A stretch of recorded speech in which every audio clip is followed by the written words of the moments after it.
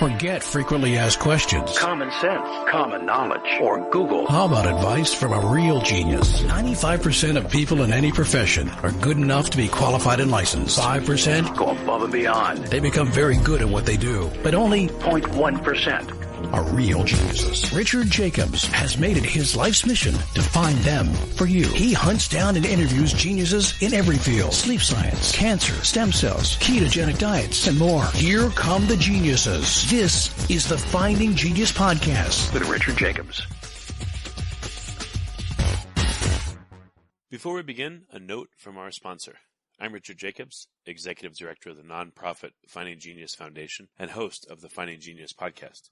In late 2016, I was rear-ended at 65 miles an hour by a truck on the highway, which sent me off-road into a ditch. The impact of the collision gave me a concussion and other injuries. At the hospital, a CT scan showed that I had thyroid nodules, which turned out to be cancer. It was then, when I had a biopsy in my neck, that I realized even if I was a millionaire, I wouldn't want a second or a third biopsy due to the pain and the invasiveness of it. And appointments at that time for thyroid experts were 3 to 6 months out. And I was worried about dying now, even if that was irrational. So because of this, I've decided to raise money to conduct a literature review on steroids, on the causes of anxiety and depression, a condition that affects well over 50 million people in the United States and hundreds of millions worldwide. Our goal is to create a codex, a guide that reveals all possible treatments for anxiety and depression for people that live with the condition, or for loved ones that have it, as my wife and my son do. To find out more about our fundraiser, visit findinggeniusfoundation.org and click on current initiatives. And now to our guest. Hello, this is Richard Jacobs with the Finding Genius podcast, now part of the Finding Genius Foundation. I have Mel Schwartz. He's a psychotherapist, a marriage counselor, an author, a 2-time TEDx speaker, a podcaster, and a leadership consultant. He earned his MSW degree from Columbia University in New York City and a Master of Philosophy from Lancaster University in England. So we're going to talk about overcoming anxiety using some principles that he's developed. So, Mel, thanks for coming. My pleasure, Rich. Nice to be joining you today. Yeah, tell listeners a little bit about your background and how you got to the point where you're looking at issues such as, anxiety and depression. Well, it all began for me, or this adventure began for me 25 some odd years ago. I had been in business. I was reasonably successful, living the life that I thought I should be living, driving out of Manhattan to my home with my big mortgage and my 2 young children. And I had an epiphany. It was an insight in which I thought, I need more meaning and purpose in my life. I'm making a good living. This is the life I thought I should be living, but there's got to be more. Well, by the next day, I kind of came to it. I understood what my calling was, and I applied to graduate school. Well, that decision ultimately precipitated a divorce in my life. And so we'll fast forward a couple of years. I'm now divorced, and my sons, who are 6 and 10, are living primarily with me. And I'm finished with graduate school. And I go out for a bike ride on a beautiful day, and I have a full-blown anxiety attack, perhaps the first I had ever had. I felt panicky. I turned the bike around and headed home. I had no idea what relief that would give me, but that's what I did. When I got into the house, I pulled a book off the shelf that I had not read yet, and it was called The Turning Point, and it was my turning point. I started to read about this shift in our understanding of reality, coming from quantum physics, and I'd like your listeners to understand I was a lousy science student, so none of this has to do with understanding science. But I began to read that reality is not what we thought. It was full of uncertainty. Now, what precipitated my anxiety attack on that bike ride? I got fearful about, will I ever be able to establish a successful enough practice to support my sons? Will I ever meet another woman and fall in love again? I had the fear of the unknown. Well, I started to read this book, and it suggested that reality is uncertain, not what we were taught. We were taught to seek predictability and certainty. And I realized my anxiety was due to my discomfort with uncertainty. So in that moment, I had my next insight. What if I welcomed uncertainty instead of resisting it? I went on to read other principles of science, like connectivity, inseparability, really spiritual concepts, but grounded in science.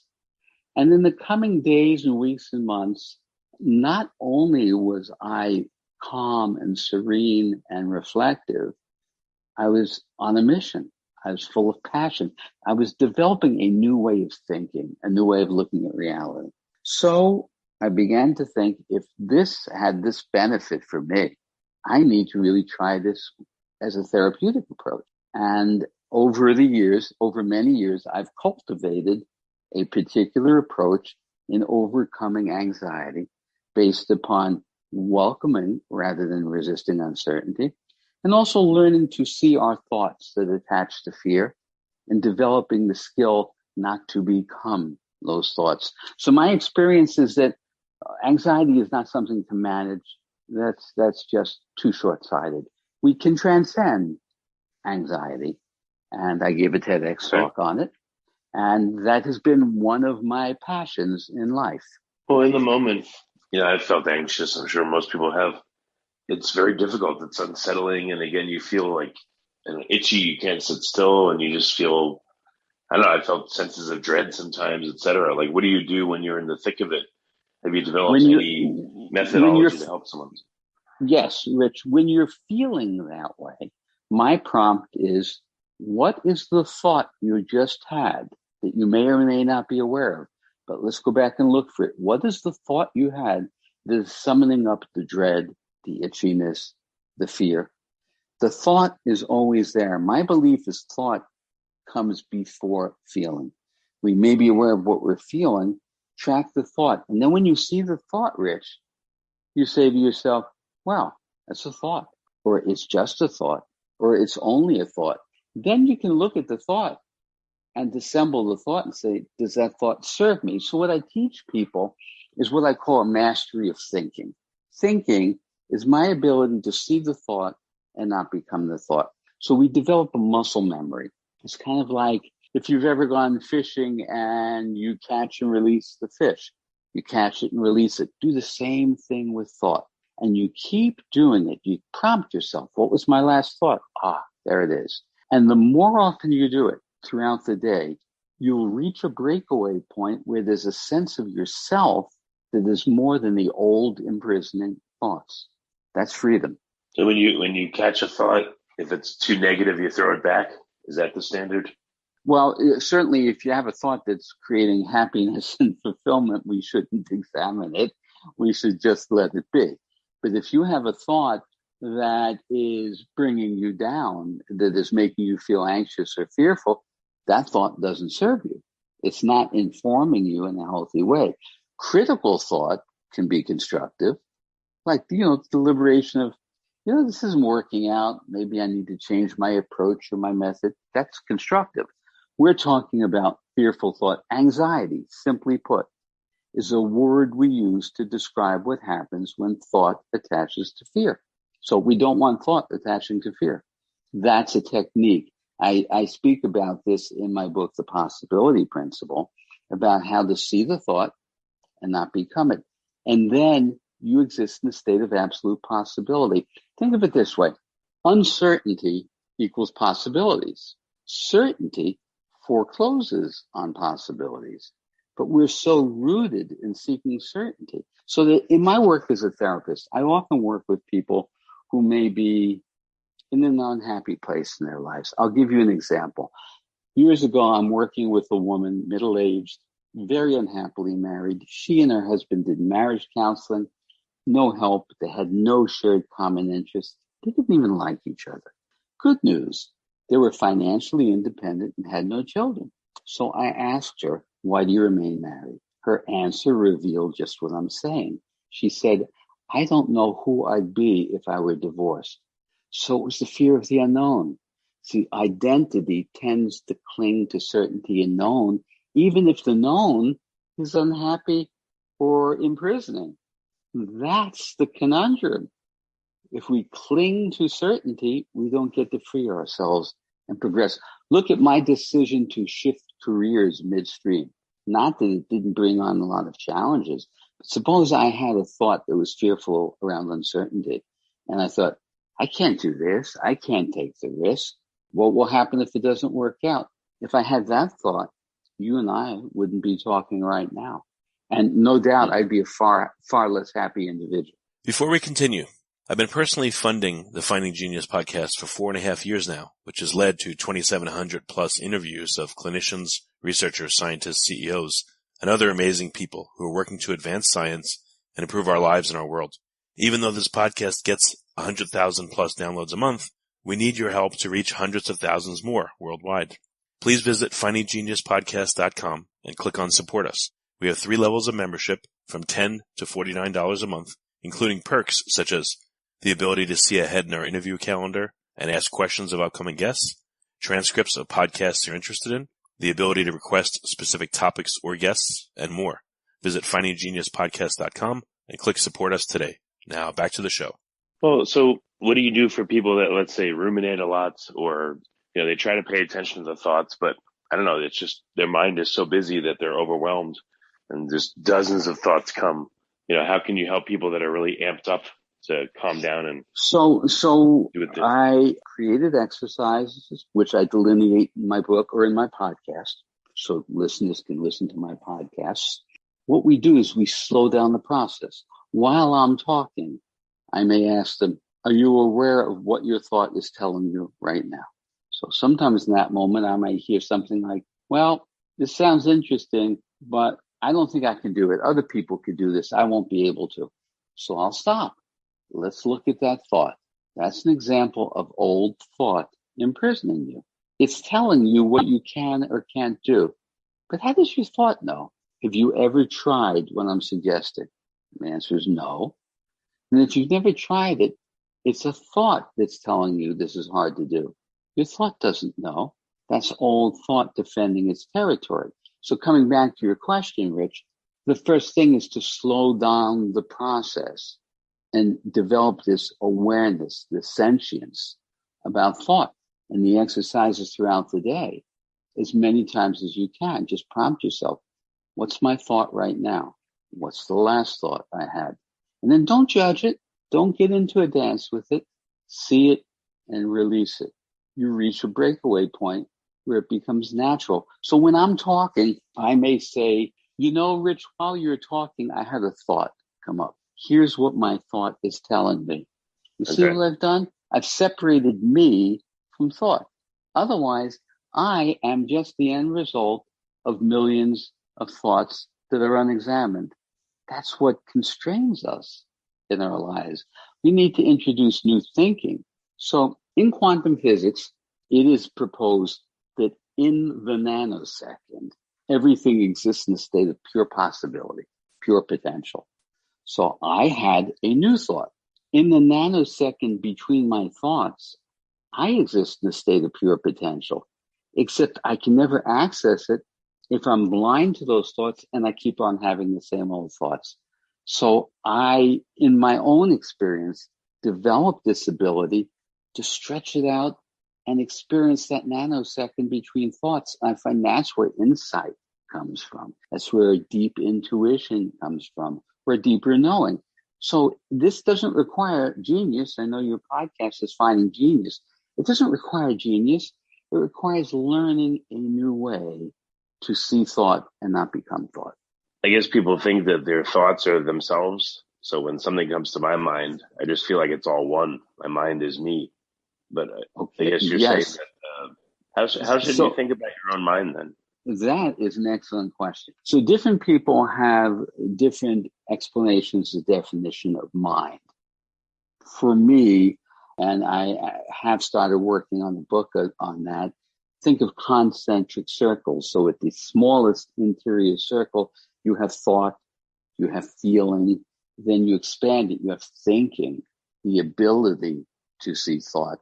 And that taps you into an intuitive energy where you can tap into universal energy and know things that you didn't think that you knew. So that it's kind of why we will say things like, change is hard. Well, let's look at it. Change would be daunting if my old thoughts were dictating what I could or couldn't do. That would be like tied to the whipping post. It shackles us. So you're right. Most people think that the sense of me is the equivalent of my thoughts, because we were never taught differently, sadly. When we free ourselves from that and we can ride the wave of uncertainty, beautiful things come to us. It becomes aspirational. Like there are people who were taught in childhood, think before you speak, and they have sometimes have terrible consequences. People become fearful. If they're speaking, they actually have to create the entire sentence in their mind before they speak it. That's not natural. But if you embrace uncertainty, if you have an instinct or a feeling, you start your sentence and you trust it'll all come out. You don't try to predictably work out the sentence in advance. Otherwise, that's kind of like living life like you're playing chess. You're sitting back, detached, analyzing, calculating, predicting. That's great for chess. But in life, we want to be in the flow of life. So you can't be in the flow at the same time the old thought has a grip on you and you're trying to predict the future. You have to let that go. If you like this podcast, please click the link in the description to subscribe and review us on iTunes. I don't know. What does this practice look like after one has done it for a while? Like, how much easier is it to, when you have a bad thought in your head, what would happen before you practiced that this and what happens now? Well, let's say it's a thought that limits me, like a thought like, I'm never going to succeed. I'm a failure. I'm a screw up. Let's take a thought like that. If I'm working with that individual, first thing is we see the thought. Oh, is that a new thought? I've had that thought thousands of times. Where did the thought come from? Well, I may hear different things. In second grade, I didn't understand the problem. The teacher said to me, what's wrong with me? And that humiliated me and stuck with me. Or one of my parents said to me, I'll never amount to anything. So out of that experience, I developed a false limiting belief about myself. Now, out of that unexamined false belief, I've had innumerable, countless thoughts to confirm to that belief. Now, if I have that belief and those thoughts, let's call it I'm a screw up, how do you think that's going to impact my life, my success, my relationships? It becomes a self-fulfilling prophecy. So what I propose is that beliefs are more fundamental than thoughts. So look at those recurring negative limiting thoughts and ask yourself, what's the belief that is producing those thoughts? Usually we can find it. And then ask yourself, how did I come to that belief? How do I know the belief is true? What if my teacher or my mom or dad had never said those things to me? Would I have a different belief? The answer is sure. Why not? So it's just an old belief. Now, I explain in my book how we can break free from those old limiting beliefs that literally collapse our potential, because it's pathetically sad and it doesn't need to be that way. If only these methods were taught to us in school, along with, emotional intimacy. They don't teach you anything you need in school. Get out of here, please. Exactly. I'm writing a new book, which I was working on just before I got on this call with you, Rich. And it is that if these things were taught alongside history, English, and math, we'd be living in an altogether different world. Science progresses, businesses profit, health increases, we get stronger, but our experience of life and quality of life doesn't improve. And it's because we don't value these things and nobody ever taught us how. And so we're stuck. And it's sad. But the good news is for anyone who wants to challenge their operating limiting belief systems, you're free to do so. It doesn't have, I'm not the only method in the world here around this. We all develop our own unique approach. Well, what is people's experience when you take them through this, let's say the first few times or the first time? I guess you ask them what they're feeling, they tell you, and you step through these questions with them. What happens? And I will say, honestly, I work differently with every different person I work with. So I get sometimes I'll hear, as I said before, this sounds really hard to do. Have you ever tried it? No. Then why do you think it sounds hard to do? If nobody ever taught you how to do arithmetic, we would say, I can't do that. That sounds hard. But we were taught. So I break through the barrier. I break through the grip of old thought that is going to limit our work. Then I create the exercises, and I have many. When you start to see that old thought, that limiting thought, for some people, a visual helps. You visualize putting your forefinger over your lips and just gently saying, quiet down. Or picture someone knocking at the door, but the thought is doing the knocking and saying, I hear it knocking. I don't have to answer the door. So I have many exercises. I don't know which one will work, but I trust that any number of them potentially will. Then I move into language. Communication is an area of great passion for me. And I introduced the fact that in every sentence, we use one of a number of words that absolutely limit us and confine us. These are the to be verbs. Words like is, am, be, been, was. These verbs are the only verbs that don't show movement in action. They're all inert and fixed, and they limit us, and they create a false reality. So I teach people to think and speak without to be verbs. For example, instead of saying, let's go back to that old analogy I was using, I'm a loser, I'm a screw up, I am. See the word am. That's a statement of fact, it's objective, and it's unchanging. That's why we struggle. So I'll prompt the person I'm working with, say that same thing without using the to be verb. I feel like a screw up. I've always felt like a screw up, but something changes when they do that. What changes? Well, I feel that way. I've always felt that way, but I could feel differently in the next moment or tomorrow. I feel is very different than I am. See, when we remove the to be verbs, it opens up the fact that I'm in charge, not the thing. And in communication and in relationships, wow, what a difference. What do you mean with to be? Okay, so let's say someone yells at you, you're an idiot, and it just bothers you later on in the day. How would you examine that?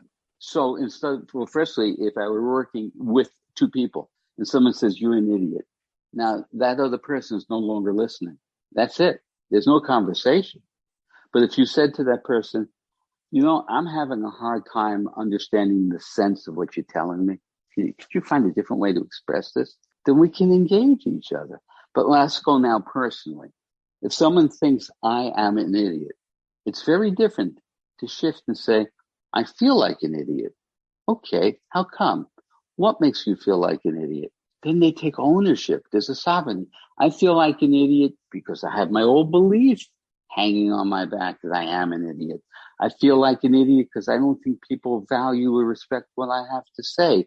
We're starting to we take subjective ownership of our life experience instead of it being a fixed sentence that's damning us. It makes all the difference. And it gets past conflict in communication. So again, think of about a couple, a marriage, and she says to her husband, you're so insensitive. You are so insensitive. He defends himself. I am not insensitive. And it's a ping pong match. Nothing gets anywhere. But if she says, I find you to be insensitive. I experience you as insensitive. Tell me about that. How come? How are you experiencing me differently than I'm experiencing me? It can open up a fruitful dialogue. To be verbs speak of a fixed objective reality. But reality, according to quantum physics, is not fixed and objective. It's flowing. It's full of possibility and potential. And we remain stuck in these to be verbs. We remain stuck in 17th century thinking of Newton and Descartes, who told us reality was like a giant machine called a machine-like universe. We became the parts of that machine, which is why people will say, I think I have a screw loose, or I'm not wired that way. We don't have screws, and there's no wires. We need to break free. So the to be verbs are keeping us stuck in centuries-old thinking. So that's another technique I use beyond anxiety, of course. I utilize this in all areas because sometimes someone will ask me, so Mel, this shift, this new worldview, the new paradigm of quantum physics, why is it taking so long? And a great question. And the answer I came to is because our thoughts are still cemented in the false to be verbs of 17th century machine-like reality. That's why. So words matter. Yeah, no, I understand. And examining these feelings as if you're examining something scientifically instead of just being the feelings or letting them consume you or saying, I am this feeling. And beyond that, Rich, if you can see your feeling and express it, then you're not being reactive. So think about this. If I get angry and I don't notice them feeling angry, I become angry. I become my feeling, and then I blow up. And now the spotlight's on me. I'm an idiot, embarrassed. But if I can notice them feeling angry, so I can say to someone, I'm beginning to feel angry. Let me tell you why. What you said that's making me feel angry. That's an effective communication. So don't be angry. Express that you're feeling angry. So that nanosecond also helps me see my feeling and not become the feeling. Obviously, we're only talking about problematic feelings here. So if you're in a dialogue with someone, like an argument, and again, they start insulting you, are you now at the point where you're able to, I guess, control yourself and answer them back and not let them rattle you no matter what they say? Well, yes. In fact, I wouldn't even use the word control myself. I lean in. Instead of being back on my heels, I lean in. So I'll take what someone is accusing me of and perhaps be curious and lean in and try to ask them, well, how did they come to that perception? What is it that got triggered in them? I'm not on the defensive any longer. I'm curious. If I'm curious and lean in, then I'm doing the very best I can do. This occurred to me long time ago. When John Kerry was running against George Bush for president and leaving politics out of this, just using this as a learning example, Bush accused Kerry of being a flip-flopper. And Kerry said, I'm not a flip-flopper. He was defensive. Wrong answer. Kerry should have said to Bush, well, I'm not sure what you mean by flip-flopper, but if you're saying I changed my mind over time, particularly when there's new evidence to consider, I think that's good. That's being reflective. Don't you ever change your mind? Or once you take a position, are you stuck forever? No, so that's what I mean. You lean into the accusation and you turn the accusation into something that may not make any sense. Don't defend against the label. Lean in and inquire, well, what does that mean? If I'm saying something you disagree with, then you call me stupid? Okay. I think what you say is, I don't agree with you, or I don't see your point. That gives you a commanding presence. Lean in, don't defend. What do you see? That's a great technique.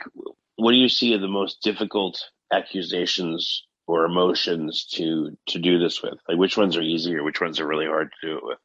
Good question. I've never been asked that question. I think that the category that seems to come throughout is the pervasive sense of low self-esteem, which is a problem in our culture, because I would say the majority of people have low self-esteem because they're following a rule book, which makes no sense. Like common beliefs like act strong, show no weakness. Well, acting strong and showing no weakness will guarantee low self-esteem because you're acting. So acting is weak. You're hiding things from people. How is that ever going to develop self-empowerment? So it's the opposite. Don't act. Actually reveal your vulnerability and your insecurity, and two things happen. One, you're not setting someone else up as your judge. You're just a person with an opinion. And two, when you share your insecurity, it's no longer trapped inside of you. You start to release it and you grow in confidence. So I would say the prevailing problem on the largest level is low self-worth. And it's because we're following a rule book that makes no sense at all. We don't teach people how to develop authentic self-esteem. So again, do you know which emotion seems to be, I guess, a fundamental lack of self-belief or self-worth? Is that yes, the root of a lot of these problems? Yes, Rich, what I'm saying to answer your question is I'm going underneath the belief in the thought. I'm saying, what is it underneath? And underneath, it's low self-worth. Now, the diagnostic manual for pathology in our country, the psychiatric and psychological Bible, the DSM. There's no diagnosis for low self-worth, arguably because they don't have a drug to medicate it. But here's the thing. People with anxiety, and particularly social anxiety and sometimes depression, more often than not, I find what's underneath it is low self-worth. So I work with the self-worth, and then the symptom, the anxiety, the depression, that lifts. Because what's underneath it? This core, deteriorating, self-punishing sense of self. If your thoughts are your constant critic, how do you think you're going to experience yourself in your life? Not very well. Yeah. So it comes back to thought. I prompt people by saying, are your thoughts your ally or your critic? Or somewhere in between. Because I want to develop the ability to think, which means to see the thought. I've learned, and I came to learn these approaches. I don't read psychology. I read philosophy, again, quantum physics. And I came to read something that prompted me to think that maybe I could develop the ability to become aware of my thought just a nanosecond before it actually became a thought. So it's like a reflex. If I could feel that reflex, and if I could capture that nanosecond, what edge would that give me in my life? And it worked. And so, when I'm doing an interview, sometimes the interviewer will ask, would you like a list of the questions in advance? And I say, oh God, no. That would be terrible. I don't want to know the questions so I have set answers. I want to be asked questions I've never been asked because I'm comfortable with uncertainty. I feel great feeling confused, not knowing, because I trust the process. It'll work out. I embrace confusion rather than avoiding it. And you see, that harkens back to a self-worth thing. Most people, if they read something and don't understand it, their monologue is, what's wrong with me? I'm so stupid. I don't want to read a book where I understand everything. That's a waste of my time. I want to read it and circle it and make some notes and say, not sure about this, because I'm trusting that days, weeks, or months later, it'll pop up and I'll have an insight and breakthrough. That's exciting. I want to be confused. That's a good way of putting it. I mean, nowadays people are the opposite. They, if they don't know the answer, they fear that people will make fun of them and they don't want to say anything. And there's also obviously a lot of suppression of ideas and censorship and everything. So absolutely. So then everyone's operating from fear. Again, you asked me a question before, and I said, that's a good question. I've never been asked that. That's a good question for me. But when we watch interviews, someone says, great question. It means they have a ready, quick answer. That's not a great question. Questions, I believe questions are far more important than answers because questions direct where our attention goes. That's powerful. An answer ends the inquiry. Questions are powerful. And we keep asking the same old questions, so we don't grow. It's my job to ask good ones.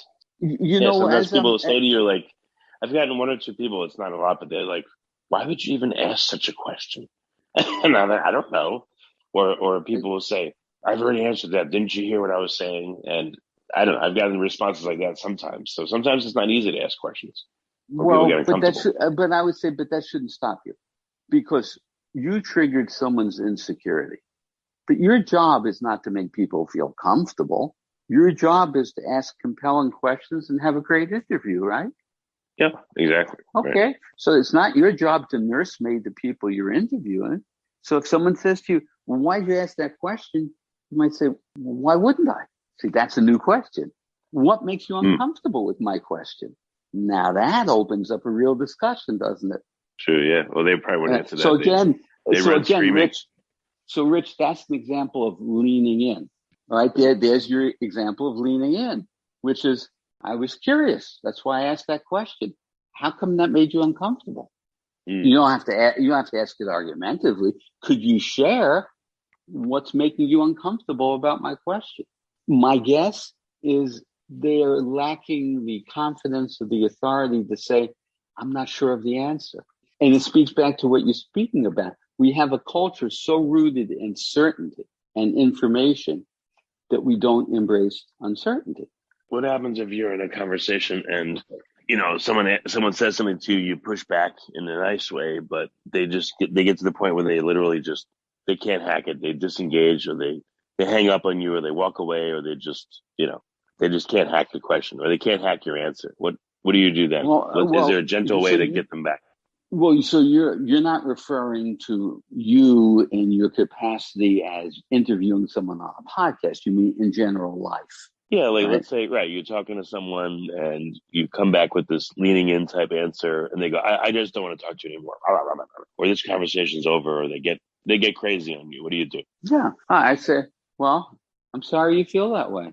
My intentions were good. I'm sorry I've triggered in something in you. I didn't mean that, but that's how it is. I can't control people. I can have good intentions. I can be sensitive in terms of how I choose to speak to someone to try to keep them engaged, but it can happen. All I can do is be responsible for my intention.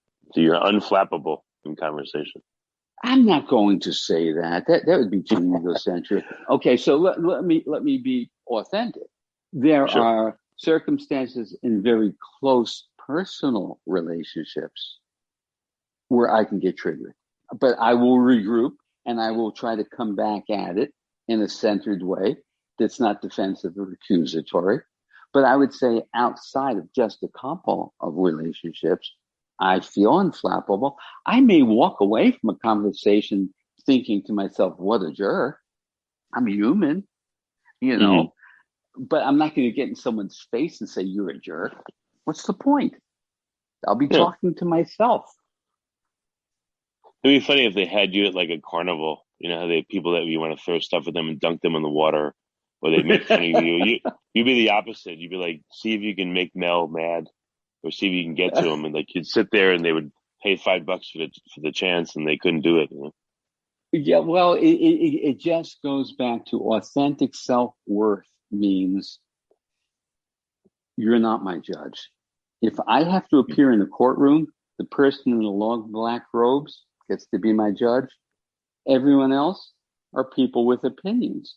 I may hope you have a good opinion of me, but I am not going to betray my genuine self to try to get you to think well of me, because that would be subordinating my authenticity and my self-worth. Why would I want to do that? Well, that's really good. That's really an excellent way to look at it. I like that a lot. It's the key to self-esteem. Yeah. Who are your audiences? Is this more for teens, or is this just for anybody that's kind of getting beaten up out there in the world? And what are the resources? I would say my audience is wide. I do Zoom courses, which I'm just about to start offering, on overcoming anxiety, on developing authentic self-esteem, cultivating resilient relationships. And so my audiences read my book, particularly The Possibility Principle, listen to my podcast. I would say anywhere from mid-20s up until as old as you live. I started an Instagram account just a few months ago, and every day I post a 60-second video with many of the things we're talking about. And it's just short, to the point. It's counterintuitive. It's what I call uncommon sense. And I'm finding people love that. That's a great audience for me as well. But, by day, I'm a full-time psychotherapist and marriage counselor. This is all in addition. Wow. What do you find that people have the most trouble with in terms of your methods, not just in themselves, but again, in terms of your methods? Perhaps devotion to change. It requires discipline. I'll give someone an exercise about seeing your thought. I want you to do this in this coming week. See how many times you've done it. And the discipline may be lacking, but they worked out with a trainer in the gym 3 times this week. They had the discipline to get their body in shape, or they may have the discipline to follow a healthy diet. So it's kind of like, just as people will go through a detox for health, or they'll work out, what I'm saying is this is about detoxing your mind. And I don't know of anything that could be more valuable than that. I want to be the thinker of my thoughts, not the prisoner of my thoughts. Well, I mean, this is probably a lay down question, but, over the past 20 months, now what have you seen? You're talking about in regards to the pandemic? Yeah. I've seen so many diverse things. There is so much diversity in people. Some people I actually saw relief from the pandemic, that they didn't have to go out into the world and do what they were doing if they didn't like what they were doing. Other people, there's the loss of social interaction, very, very challenging. And now people are getting back out there and prospering and enjoying. I guess it's all a question of what does someone want to make of it? When the pandemic first began and we were all freaking out, I tried to create relativity for some people. I created relativity by saying, you can order in food. You got a TV in your house, phone, you can watch movies, you can do this and do that. I said, now imagine that you're confined in prison.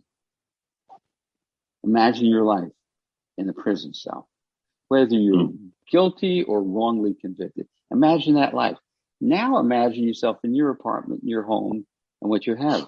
Relatively speaking, you feel much better. So for people who were struggling with that, I think the relativity was very helpful. Okay. That makes sense. Do you see that people have lost their ability to cope or to deal with things, or has it been strengthened by what's been going on? What's your opinion? Well, my sample size is not that large. I'm working with 40, 45 people a week. So it's a very small sample size. And in that sample size, no, they did not lose the ability to cope. They're resilient, and resilience is the key. Life is hard. Excellent. Resilience is the ability to bounce back. That's what we need to cultivate, resilience. And to have resilience, you need to have a healthy relationship with your thoughts. Yeah, that makes sense. Yeah. Well, very good, Mel. So where can people go and what should they engage with first? Your library of stuff. First stop is my website. It's my name, melschwartz.com. Then you can click on my podcast. I would highly recommend going to my book, The Possibility Principle, which is the core of everything we're talking about. And if you have any particular interest in these areas, well, I'm going to be teaching these in live Zoom courses, which I'm rolling out in January. So go to melschwartz.com and see what attracts you. Okay, excellent. Well, Mel, it's been a really great call. I feel better literally having talked to you as well. So thank you for being here. Delighted to hear that. Nice meeting you, Rich. If you like this podcast, please click the link in the description to subscribe and review us on iTunes. You've been listening to the Finding Genius podcast with Richard Jacobs. If you like what you hear, be sure to review and subscribe to the Finding Genius podcast on iTunes or wherever you listen to podcasts. And want to be smarter than everybody else? Become a premium member at findinggeniuspodcast.com. This podcast is for information only. No advice of any kind is being given. Any action you take or don't take as a result of listening is your sole responsibility. Consult professionals when advice is needed.